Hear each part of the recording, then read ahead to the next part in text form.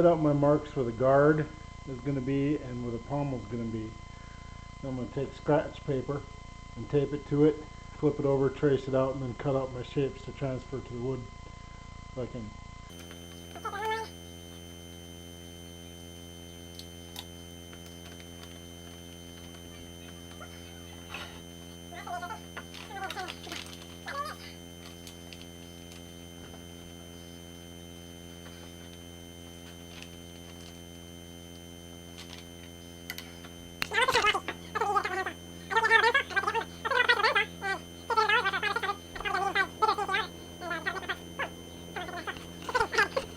Edge weapons are not very complicated, really.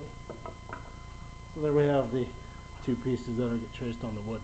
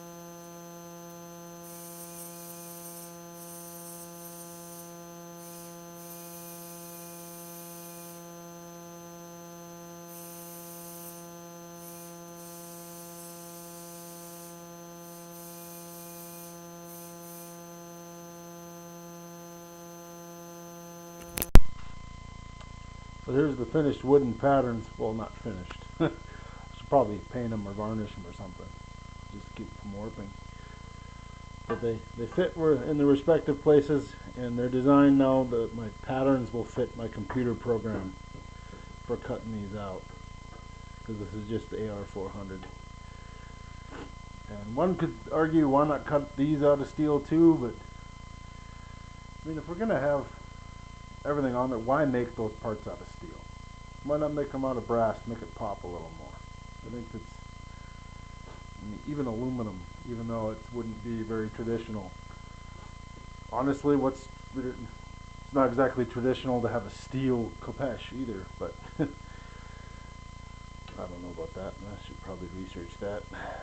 So, anyway, the patterns are almost ready. They are a little thick.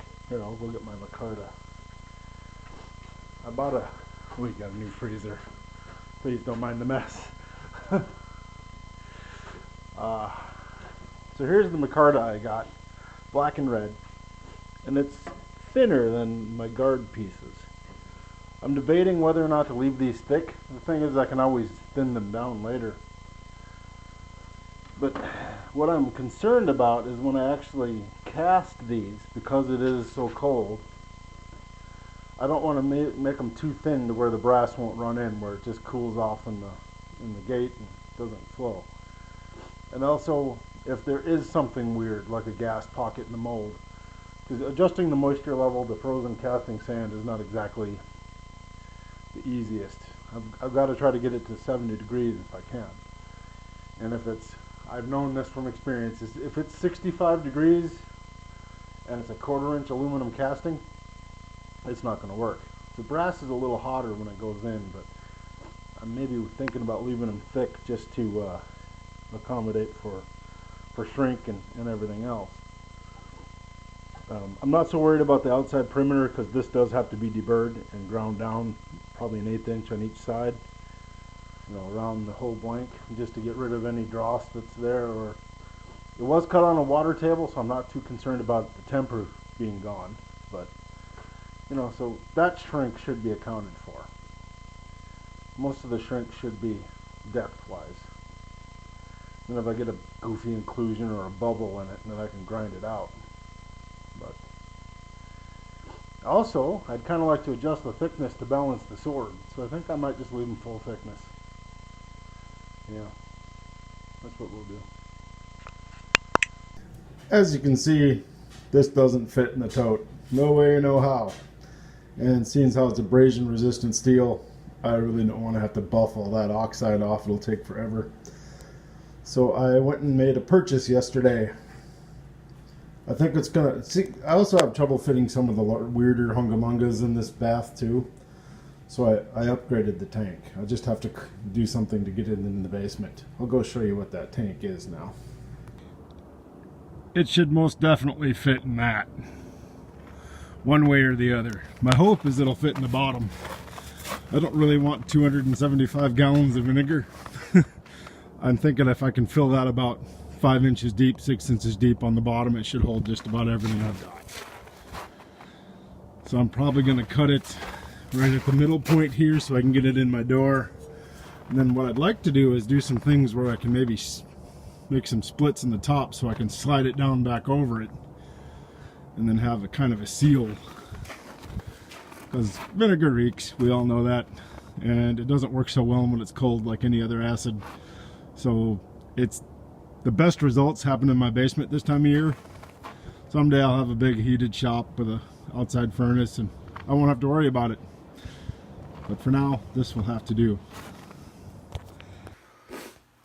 So here's the modified plastic water tub. And inside, we've had this going for a couple days here. We have some goodies.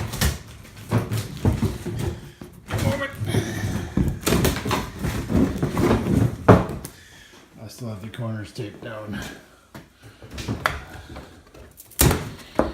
Did not think about the implications of that.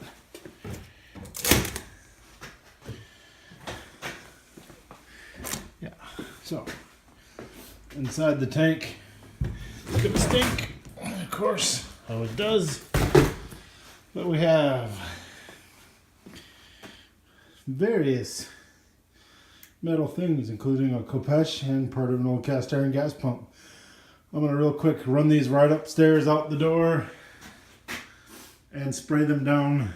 It is like 20 degrees outside, so I gotta work fast, otherwise my hose will freeze. I'll show you the results when I'm done scrubbing.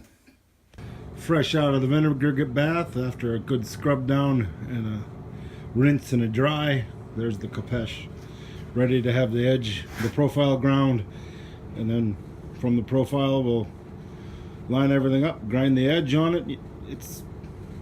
That vinegar does a lot of work for me that I would otherwise have to really put some elbow grease behind.